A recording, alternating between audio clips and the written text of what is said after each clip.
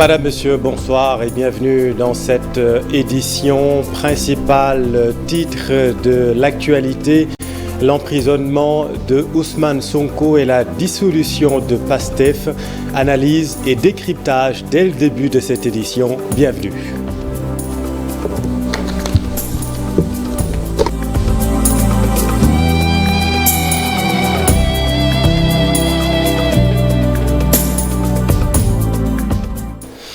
C'est une décision aux allures de couperet, l'anéantissement du parti PASTEF quelques heures après le placement sous mandat de dépôt de son leader Ousmane Sonko.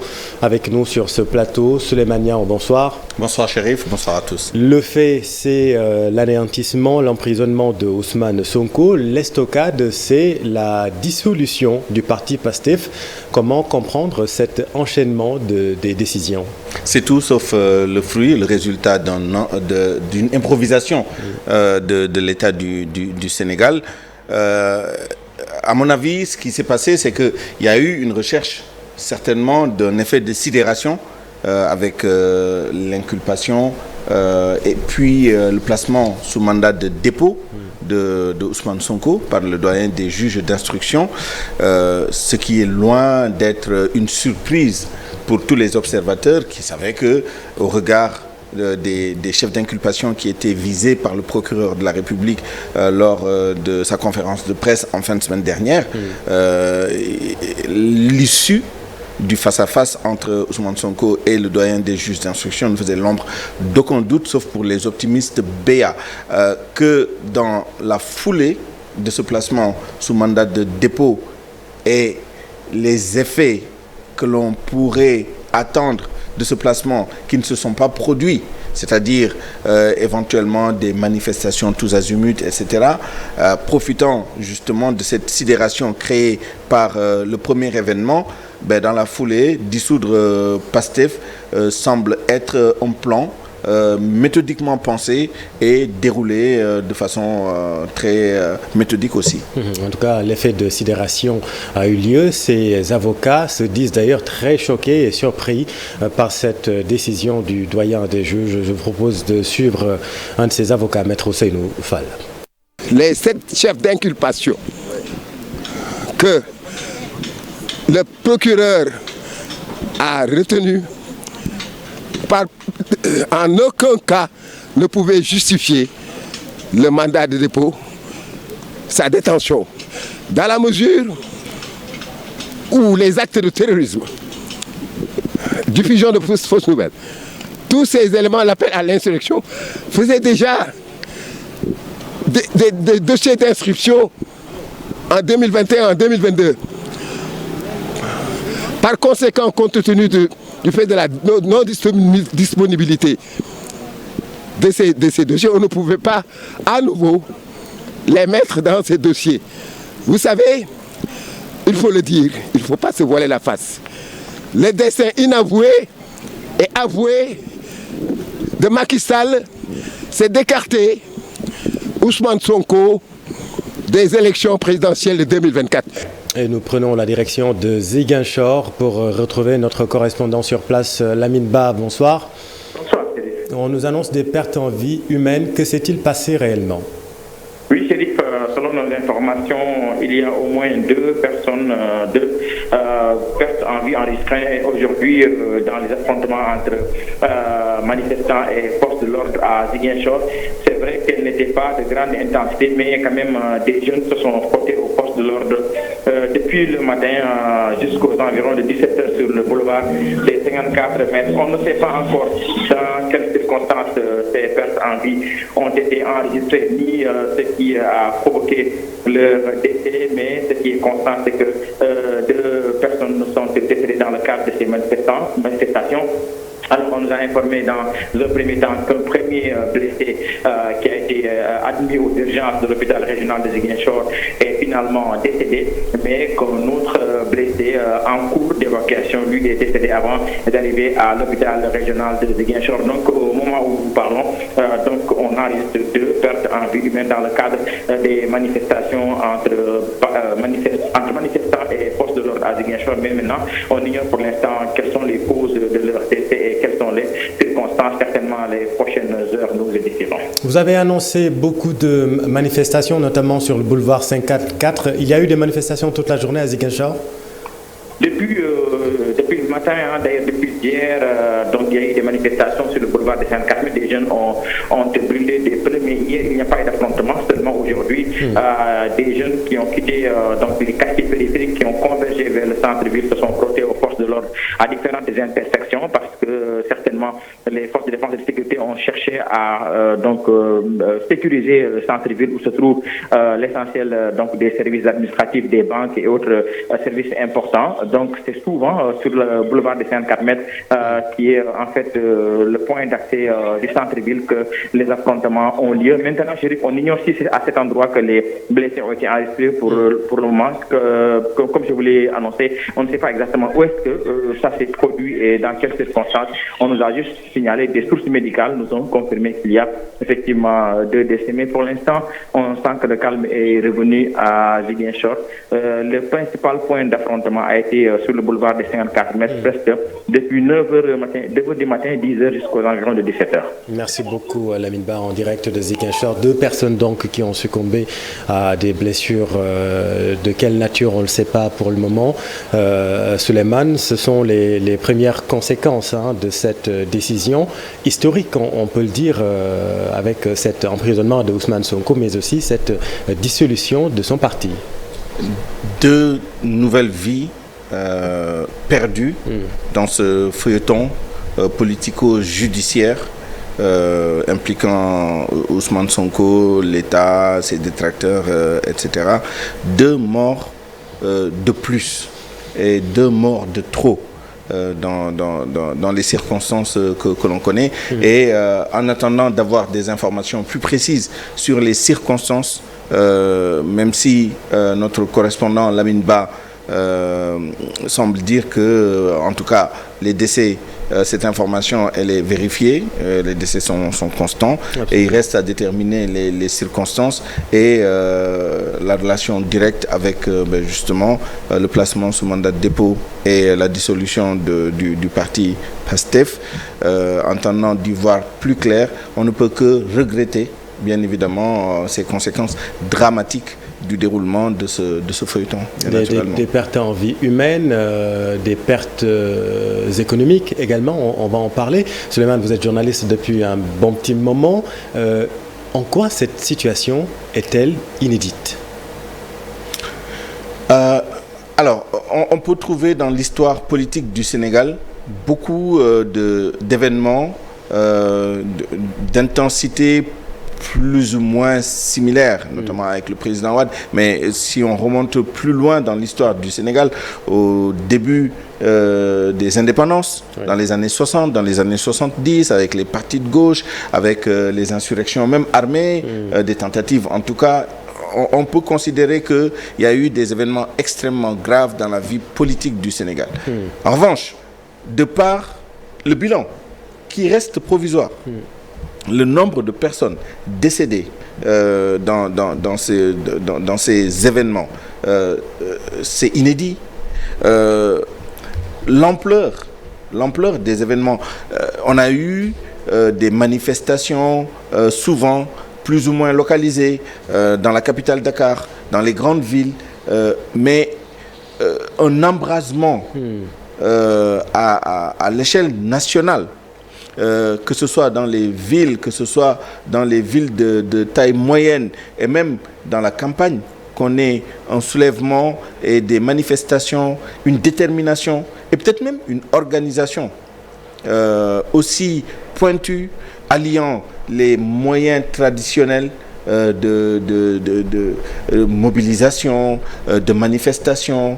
Ajouter à cela l'amplification qui est apportée par les réseaux sociaux, une organisation extraterritoriale. Absolument. Parce que jusqu'à présent, on a eu quand même des événements qui étaient assez localisés au niveau territorial. Et voilà qu'on a maintenant une organisation, je dirais même planétaire, avec une diaspora très très engagée, très militante engagé financièrement, engagé au plan des opérations avec des manifestations complètement délocalisées à des milliers de kilomètres du Sénégal, ayant un impact non seulement sur le déroulement du débat public, puisque ces événements étaient rapportés presque instantanément, mais qui étaient aussi d'une très grande ampleur parce que la diaspora a pris du volume, l'engagement les gens n'ont pas peur d'aller manifester devant des symboles qui n'ont rien à voir avec le Sénégal, avec une organisation assez inédite. En tous ces points-là,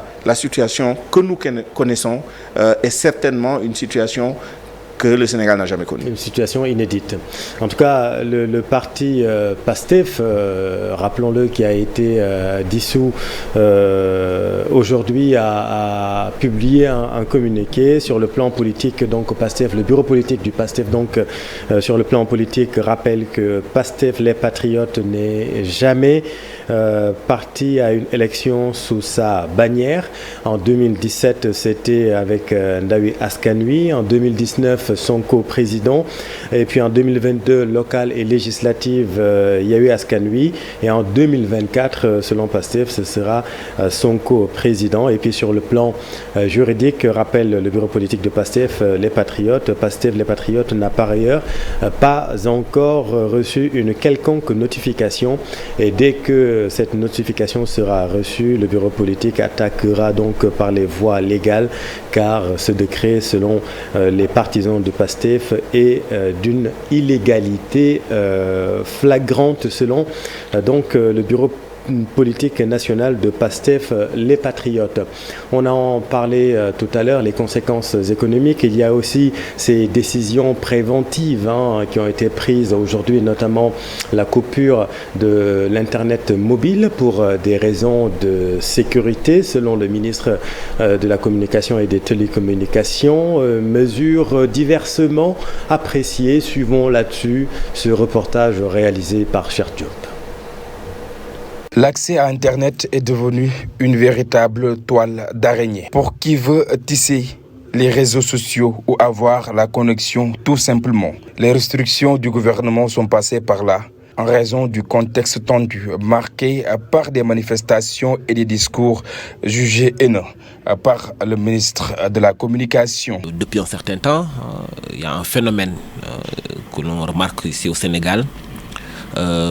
À travers les réseaux sociaux, nous voyons qu'il y a beaucoup de messages haineux, beaucoup de messages subversifs qui font qu'aujourd'hui, l'ordre public est profondément menacé par ces propos, ou ces fausses informations, ou ces lives qui sont diffusés à longueur de journée pour effectivement semer la confusion dans l'esprit des populations et surtout inciter manifestement les jeunes, plus particulièrement à l'insurrection, aux troubles à l'ordre public.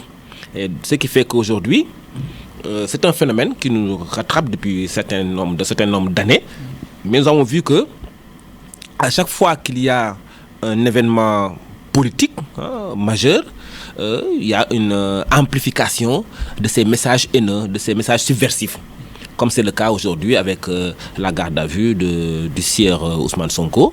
Nous avons vu ces 48 dernières heures comment les réseaux sociaux se sont enflammés en termes de messages haineux, des messages très subversifs. Raison pour laquelle l'État du Sénégal, dans le cadre de la préservation de l'ordre public, a pris la décision de suspendre temporairement l'Internet. Les restrictions sont temporaires. La mesure peut s'ajuster en fonction du niveau de trouble. Nous allons voir en fonction de la situation sécuritaire du pays, et sachant que c'est une mesure exceptionnelle, donc qui n'est pas appelée à perdurer, à durer. Donc, raison pour laquelle c'est une mesure tout à fait temporaire et provisoire, et que nous leverons dès que la situation sécuritaire du pays nous y invite. L'Internet étant une vraie denrée de consommation, sa suspension n'est pas sans conséquence sur les activités économiques dans le pays. Pour certaines petites et moyennes entreprises dont la principale activité est liée au digital, au numérique, notamment sur les données mobiles. Mais ce qui est important de souligner, que les impératifs de sécurité nationale, les impératifs d'ordre public sont bien supérieurs aux intérêts économiques d'une entreprise ou d'une tierce personne. Puisque de la sécurité du pays dépendra l'économie du pays, la croissance économique. Au-delà de la mesure conjoncturelle de restriction, les autorités doivent davantage sensibiliser la communauté sur l'utilisation de l'Internet, surtout à des fins de progrès économique et social. Une décision donc préventive pour des raisons de sécurité qui va impacter le business mobile dans sa globalité. Souleymane, là on parle des aspects économiques des conséquences économiques de ces décisions. La dernière fois que l'Internet mobile a été coupé, des opérateurs comme Orange par exemple, Orange avait perdu quelque chose comme 667 millions de francs CFA. Wave avait déclaré 40% de son activité, que la décision avait impacté 40% de son activité, mais au nom de la sécurité, est-ce que ce n'est pas quelque chose qui peut se comprendre? Évidemment, 670 ou 680 millions de francs CFA rapportés au chiffre d'affaires ou au bénéfice net d'un géant comme Orange Sonatel, c'est une goutte d'eau dans la mer, donc ce n'est pas l'impact le plus significatif. En revanche, sur les fintech, non pas du point de vue d'ailleurs de leur utilisation propre de ces réseaux, mais du fait que les opérations se passent sur les téléphones portables, etc. On peut le comprendre, mais comme le dit le ministre, bien évidemment, l'intérêt général l'emporte sur les intérêts particuliers. Ce que je dois ajouter, il me semble qu'il y a quand même un niveau de préparation de l'État beaucoup plus élevé cette fois-ci que ce qui est arrivé au mois de juin, début juin, et les années précédentes, en 2021. Mars 2021. Notamment. Pour vous, tout cela a été préparé avec minutie. Il me semble que il y a eu un effet d'apprentissage avec le temps. Regardez le timing des événements. L'État avait la latitude depuis un mois et demi d'opérer toutes les choses qui sont en train d'être faites actuellement, mais peut-être a-t-il pensé que c'était le moment. On peut spéculer sur les conditions dans lesquelles ce moment a été choisi. On est en pleine vacances. Oui. C'est l'hivernage. Oui. Il y a beaucoup de personnes qui sont retournées dans leur région d'origine, que ce soit en ville ou en campagne, pour les besoins de l'hivernage ou pour d'autres besoins, de vacances notamment. L'activité a complètement ralenti. Même les expatriés qui vivaient à Dakar sont partis en vacances. Et il y a d'autres choses qui ont été faites, notamment les arrestations. Tous azimuts, on parle de prisonniers politiques, mais manifestement, les têtes pensantes et peut-être les bras séculiers. Tous les cadres intermédiaires qui étaient dans la conception, l'organisation, l'animation, au-delà de Pastef. C'est tout ce qui se passait. Il me semble que c'est ça qui a donné comme résultat, justement, même à Ziguinchor, où on nous parle de 2 morts, notre correspondant nous dit quand même que les manifestations sont d'intensité moindre par rapport à ce qui s'est passé. Donc, à l'évidence, il y a eu un effet d'apprentissage, une stratégie moins émergente que ce qu'on a eu les dernières fois. Cette fois-ci, il me semble que l'État a plus pensé, plus réfléchi, plus anticipé les événements du point de vue de la prise en charge des différentes occurrences qu'il pouvait y avoir. Il y a eu un véritable plan, une véritable stratégie. Ça, c'est pour moi factuel. Je ne porte pas de jugement sur... voilà. Il me semble qu'il y a eu un rattrapage réel. Maintenant, sur les nouvelles technologies, sur l'Internet mobile, Sonatel a des relais de croissance beaucoup plus intéressants. Enfin, évidemment, le haut débit mobile et fixe sont des relais de croissance très importants pour Sonatel Orange. Mais il est évident que les impératifs de sécurité nationale, de souveraineté, etc., l'emportent. Quitte d'ailleurs à faire des compensations plus tard. Et au demeurant, il me semble que l'État du Sénégal n'a pas prévu que ces restrictions durent plus que quelques heures, le temps de voir comment les choses allaient évoluer. Et à l'évidence, dès que la situation sera maîtrisée, stabilisée, les gens pourront retrouver. Je conclus sur le fait qu'il y a l'Internet mobile et l'Internet fixe. Les entreprises, pour l'essentiel, travaillent avec l'Internet fixe, avec le Wi-Fi, etc. Et que, évidemment, il y a une partie de l'économie qui peut être impactée par les restrictions sur le haut débit mobile, mais l'essentiel de l'économie travaille avec d'autres modalités de connexion. Tout à fait. Puisqu'on a cité Sonatel Orange, on va citer également Expresso et bien évidemment Free Sénégal. Au chapitre toujours économique, les stations-service seront fermées. En tout cas, il y a un grand groupe qui a décidé de fermer Total, pour ne pas citer ce groupe. Pendant 72 heures, les stations seront donc fermées pour des raisons de sécurité. Dans le même temps, l'association des gérants de stations-service également, qui a longtemps déclenché le tocsin concernant ces destructions dans les stations-service qui font beaucoup de malheurs et de pertes économiques et qui impactent leurs emplois directement. Et bien cette fois, ils ont décidé eux aussi de croiser les bras pendant 4 jours. On écoute le secrétaire général de l'association, Ibrahima Fall. Il s'appelle interrogé par Cher Diop. Demain, on va arrêter à partir de 8h. De 8h du 1er août à 8h au 4 août. Et comme je vous l'ai dit tantôt, nous sommes des commerçants. Ça, c'est un devoir, c'est un droit du moins pour les gérants de stations d'arrêter de vendre, parce qu'on rentre dans nos sites, on casse et on pille. Mais aussi, nous avons le devoir de protéger le Sénégalais lambda.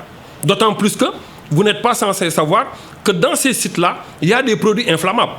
Et que c'est des sites qui se trouvent dans des agglomérations. Il est inadmissible qu'on continue à regarder des gens rentrer dans ces sites-là, mettre le feu. On se met en danger et on met les autres Sénégalais en danger. Nous avons le devoir d'arrêter ça. Sinon, ce sera la catastrophe.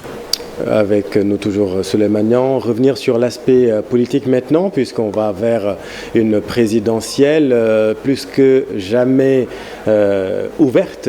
Il y a l'échiquier aujourd'hui qui se redessine. Comment voyez-vous Landerneau aujourd'hui avec ces nouvelles donnes? Mais les jeux sont ouverts. L'une des inconnues de la situation, c'était à côté du fait qu'on se demandait quelle serait la conséquence au plan sécuritaire d'une éventuelle arrestation, d'un éventuel placement sous mandat de dépôt de M. Ousmane Sonko. C'était son avenir, sa participation ou non à la présidentielle. Ouais. La question reste en suspens, bien naturellement, en attendant le développement de la situation. Mais ça n'a pas qu'un impact sur Pastef et Ousmane Sonko relativement à l'élection présidentielle. D'autres questions émergent. Sans la participation de Ousmane Sonko, qui, pour porter le flambeau d'une partie de l'opposition qui souhaitait se réunir sous une même bannière. Un plan B de Pastef qui n'existe plus. Le parti qui n'existe plus, en tout cas institutionnellement, au moment où nous parle, en attendant la notification et la publication du et les voies de décret, recours qui existent, effectivement. Et des voies de recours, bien naturellement, puisque la décision est susceptible de recours devant la Cour suprême. Absolument. Pour abus de pouvoir, etc. Tout à fait. Mais l'autre option, c'est, à défaut, qui va hériter justement de l'électorat. Exactement. De l'électorat du Pastef. Personnel, institutionnel, de l'électorat, pour tout dire, de Pastef. Alors, soyons prudents. Ça repose la question du membership un peu de Pastef. Pastef, c'est au-delà du parti, c'est une vague de sympathie, c'est un esprit, je dirais, qui n'a pas forcément un poids électoral. On a toujours épilogué, on s'est toujours posé des questions sur le nombre de voix que représentait cette vague de sympathie. Parce qu'on peut avoir beaucoup de sympathie, beaucoup d'adhésion au plan idéologique, au plan politique, sans que ça ne se traduise justement par des voix. Parce que, en fin de compte, c'est ça qui fait l'élection. C'est le nombre de voix, le nombre de cartes. Et ça, c'est une question et la puissance de la machine électorale. Hein, et je pense que ça, ils l'ont compris. Et ils le disent d'ailleurs dans le communiqué qu'ils viennent de publier. Ils sont toujours partis en coalition avec Ndawi Askanui en 2017. Sonko président en 2019, c'était également une coalition. Et local, en 2022, local et législatif, donc avec Yewwi Askanui. Et comme ils disent, de façon un peu... Mais en 2019, c'était Sonko président. C'était Sonko président. Alors, en 2024, le projet, c'était Sonko président 2024. Oui. Si Ousmane Sonko est sous mandat de dépôt et qui, Dieu seul sait quel est le sort qui lui sera réservé au plan du statut politique, oui. Si PASTEF n'existe plus, quel va être le slogan en 2024 Qui va être le candidat? Mais ça, c'est pour PASTEF, Yewwi Askanui à la limite. Mais les cartes, de façon globale. Les cartes sont également redistribuées partout. Oui. C'est-à-dire, dans l'opposition hors Yewwi Askanui, évidemment, tout le monde va vouloir aller récupérer une partie de l'héritage, le cas échéant, et même au niveau de la majorité. Évidemment, peut-être que ça va inspirer, décourager certains, etc. Et même certains poussent la réflexion jusqu'à se demander est-ce que l'élection présidentielle pourra se tenir dans les conditions qui étaient prévues jusqu'à présent en termes de date, en termes de calendrier électoral, etc. etc. Et de façon un peu plus spécifique, la question du sort des députés de PASTEF dans le cadre de Yewwi Askanui à l'Assemblée nationale, ce sont des questions ouvertes. Oui. Donc, évidemment, l'événement qui s'est produit peut avoir des répercussions. L'onde de choc peut aller bien au-delà même de l'élection présidentielle de 2024. Mais d'ici là, il y a beaucoup de questions en suspens auxquelles il faudra apporter des réponses, notamment la question principale de quel candidat pour Yewwi Askanui, de quel candidat éventuellement pour PASTEF, et quelle recomposition dans les alliances et les mésalliances. Parce que ça aussi, c'est un élément extrêmement important. C'est cette fameuse recomposition. Dès lors qu'on bouge un pion sur l'échiquier, c'est tout le jeu qui est redéfini. Tout à fait, puisque actuellement, il y a 2 candidats qui étaient sur les starting blocks, en tout cas présumés sur les starting blocks, qui ne sont plus là, en tout cas jusqu'au moment où nous parlons, à savoir le président Macky Sall qui a jeté l'éponge, qui a décliné, et Ousmane Sonko, on peut le dire, sa participation est compromise, même si on va être prudent. Tout est possible, bien évidemment.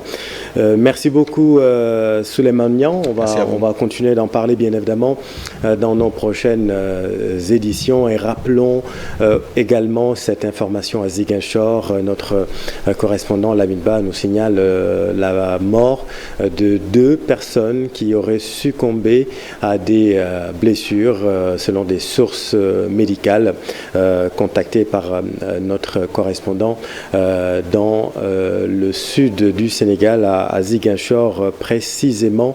Nous allons revenir sur tout cela dans les prochaines heures. Dans le reste de l'actualité, Fass Boye dans le département de Tivaouane, commune de Darou Khoudoss, village pêcheur. Voilà 22 jours que des jeunes issus de ce village sont portés disparus en mer. C'est l'inquiétude et la consternation à Fass Boye. Le reportage de Cheikh Anta Diop et Seyla Tir. La plage de Fass Boye était bondée de monde. Les parents de ces jeunes portés disparus en mer se sont fortement mobilisés. Ils ont préféré sortir de leur mutisme pour exprimer leur colère. Toute la population de Fass Boye est réunie parce que depuis le 10 juillet passé, il y a des migrants qui ont quitté ici Fass Boye pour rallier l'Espagne. Mais depuis lors, on n'a pas de nouvelles et on est très inquiet. Aujourd'hui, Fass Boye, personne ne mange, personne ne dort parce que la population est inquiète. Et ce que nous pouvons faire, c'est lancer un appel pour nous venir en aide. Parce que la Marine nationale, à travers le président et l'ensemble des ministres, ont les moyens de pouvoir nous aider. Et aujourd'hui, la population de Fass Boye, c'est d'avoir de l'aide pour enfin retrouver ses frères qui sont au niveau de la mer depuis aujourd'hui 22 jours. Ces pêcheurs de Djogogate Fass Boy Elite, prêts à braver des interdits, ont mis en œuvre des initiatives communautaires. 5 pirogues sont mobilisés pour aller les chercher en mer. Parce qu'on est en situation de détresse, donc on est obligé de faire avec nos propres moyens. Ça c'est la moindre des choses que nous pouvons faire. Mais nos moyens ne peuvent pas permettre de les retrouver ou bien d'aller donc à un tel niveau de la mer sans autorisation. On lance cet appel-là au président de la République, au ministre des Forces armées, pour qu'il puisse nous venir en aide. Et vous avez vu aujourd'hui donc, comment les Fassois sont sortis. Entouré de quelques-uns de ces chefs de village et notables de Fass Boy et villages environnants, ces pêcheurs pour la plupart ont du mal à se remettre de ce douloureux événement. Cher Anta, l'immigration clandestine touche également le monde du football. Le jeune Aboubacar Cissé, pensionnaire de la Linguère de Saint-Louis, âgé de 22 ans seulement, a péri lui aussi en mer. Voyons tout cela avec Ousseynou Diop et Habib Seck.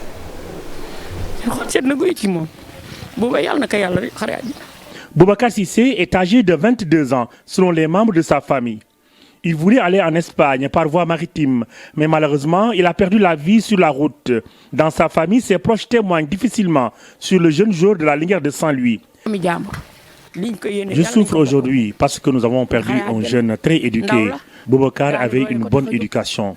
Je prie pour que Dieu l'accueille dans son paradis céleste. Lorsqu'on m'a informé de la mort de Boubacar Cissé, je ne pouvais plus retenir mes larmes. Parce que Boubacar Cissé était l'ami de tout le monde ici. Au quartier Khariala de Saint-Louis, ses frères et amis vivent une grande tristesse depuis l'annonce de sa mort. Ils ne verront jamais le corps du jeune footballeur Boubacar Cissé, licencié à la Linguère de Saint-Louis. Malik Mbaye raconte les circonstances de la disparition de son ami. De la mer, donc il ne pouvait pas tenir. Il a beaucoup vomi, donc finalement il n'est même pas arrivé au Maroc. D'après les informations que nous avons, avant même d'arriver au Maroc, avant même d'être attrapé par la marine, il a été jeté en mer. Très désespérés, les membres de la famille de Boubacar Cissé, d'origine guinéenne et qui vit à Saint-Louis depuis des années, demandent aux autorités de régler le problème de la migration clandestine.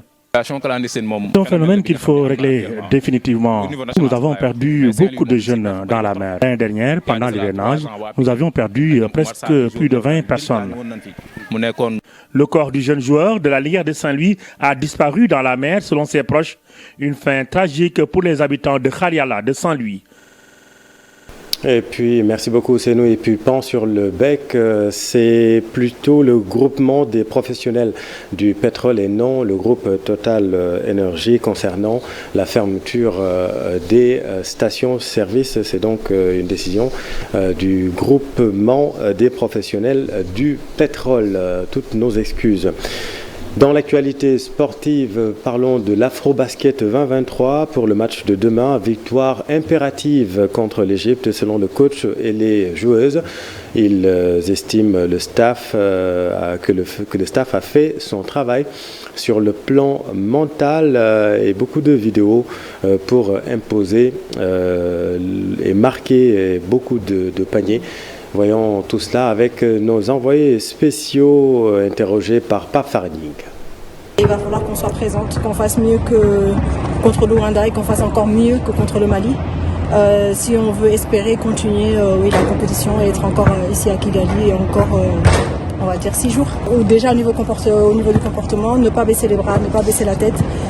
Au niveau des rebonds, être présente au niveau des rebonds. Je pense que tout le monde a remarqué qu'on est fragile sur les rebonds et qu'en défense aussi on est fragile. Il va falloir qu'on baisse les fesses comme on dit et qu'on défende avec les jambes et qu'on soit là et qu'on soit au box-out et qu'on joue notre basket parce que je pense que depuis le début on n'a pas lâché les chevaux. Il va falloir lâcher les chevaux parce que c'est notre dernière chance. Hier après le match jusqu'à maintenant là, on a beaucoup travaillé sur l'aspect mental et tactique. On a fait des séances vidéo, on s'est beaucoup parlé. On doit gagner, on va gagner. Ça on n'a pas de doute là-dessus. Il faudra juste qu'on rentre bien dans le match. Après, je pense que les questions qu'on s'est posées hier, à la fin du match, les réponses, c'est qu'on avait joué un match très difficile, très physique la veille contre l'Ouganda. Et on a bien entamé la première temps aussi contre le Mali, mais en deuxième temps, la fatigue s'est fait ressentir parce que le match physique comme ça. Mais je pense qu'aujourd'hui, je sens mon équipe. Vraiment, je la sens prête et très motivée, déterminée à relever le défi de notre Égypte. Et puis Viet Vo Dao pour terminer le championnat national 2023 a vécu. Le club de Yoff est sorti vainqueur de la dernière compétition du CNG qui est à la fin de son mandat de 2 ans. Une instance fière de ses réalisations en espérant sa transformation en fédération. Reportage Cher Sadi Boudjara à Motoupa. Paris gagné par le comité national de gestion du Vovinam Viet Vo Dao. Le championnat national 2023, couplé au festival de démonstration, est une réussite. Vu le nombre de participants, vu le public ici au Stadium Amadou Barry, et le niveau technique, la qualité des prestations de nos Voching, nous sommes vraiment très contents, très satisfaits. Aujourd'hui, on a eu 27 clubs qui ont participé à ce championnat du Sénégal, 2e édition, sous le mandat du CNG. C'était l'occasion aussi pour le CNG de vraiment rendre hommage à nos champions du monde. Et je vais vraiment profiter de l'occasion pour rappeler que le Sénégal est à la 2e place au niveau mondial. Chose qui est très importante et qui est une première. Aucune nation africaine n'a eu à occuper cette place. À 2 mois de la fin de son mandat, le CNG ne manque pas de lister ses progrès. Durant ces 2 années, le CNG vraiment a fait un travail de structuration d'abord dans les différentes régions du Sénégal, en commençant par installer des CRG, notamment à Kaolack, qui fait partie des poumons du Vovinam Viet Vo Dao au niveau national, et aussi à Saint-Louis et aussi à Dakar, évidemment. Donc aujourd'hui, nous sommes très contents avec le nombre de participants et le nombre de Voching qui sont venus des régions, qui sont des centaines qui sont venus des régions, vraiment faire partie de cette manifestation, de cette grande fête qui est le championnat national. Actuellement, nous avons 5 nouveaux maîtres, en plus des maîtres qui ont eu des grades internationaux. Autant de bons points pour le comité national de gestion du Vovinam Viet Vo Dao qui espère son changement en fédération sous peu. Le dernier mot revient tout de même au ministère des Sports. Merci cher, c'est la fin de cette édition. Merci infiniment de l'avoir suivi. L'info continue dans un instant. Soir d'info, la suite, Ndeye Fatou Niang et son invité. Restez avec nous, vous êtes au bon endroit. Bonne soirée.